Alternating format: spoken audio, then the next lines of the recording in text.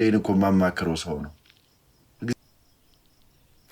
እግዚአብሔርን ነው የምላቸው። የግል ጉዳይን ማለት የፐርሰናል ነገሬን ላይክ ሪሌሽንሺፕ ሊሆን ይችላል ምን ማማክረው ሰው ነው እና ስለፈለገ ምንም ቢባል እኔ የምቀበለው ነገር የለም። እውነት ለመናገር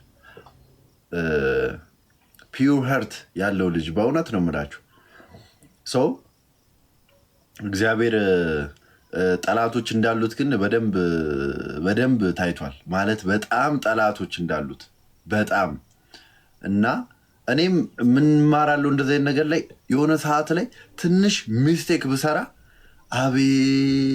አቤት የሚረግጠኝ ሰው ብዛቱ በቃ በዚህ ነው የተረዳሁት። ማለት ትንሽ ሚስቴክ አንድ ብስት አቤት የሚረግጠኝ ሰው ብዛቱ።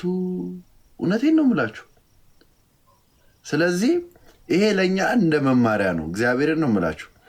ሆይ ባልና ከዛስ አንድና አንድ ማመን ያለባችሁና መረዳት ያለባችሁ ነገር ፈለገ አትናቴዎስ ትክክለኛ አስተማሪ ነው።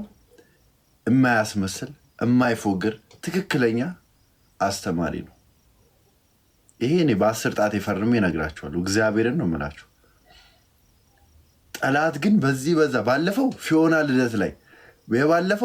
ልደት ላይ አስተውላችኋል። ፊዮና ልደት ላይ እንግዲህ አክብራ ጠርተው የእሱን እኮ ትልቅነት ነው ማየት ያለባችሁ።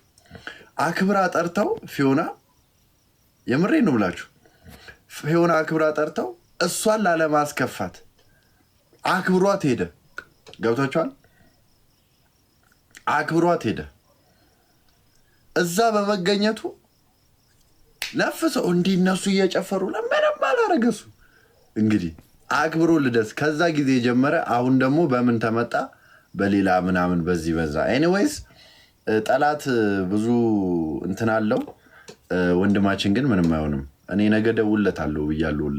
ቅድም ልደውል ነበረ የሆነ ነገር ስራ ቢዚ ሆኜ እንትን አላልኩም እና እግዚአብሔር ይጠብቀው።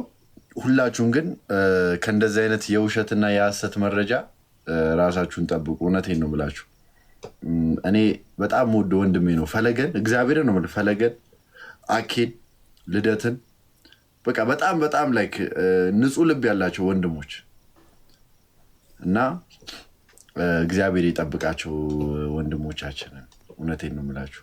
ይሄ ያው ለሶሻል ሚዲያ ላይ ስትሆኑ ያጫፈረላችሁላ እንትን የሚል አይደለም። በኋላ እንዲህ ደግሞ አሰፍስፎ ይጠብቃችኋል።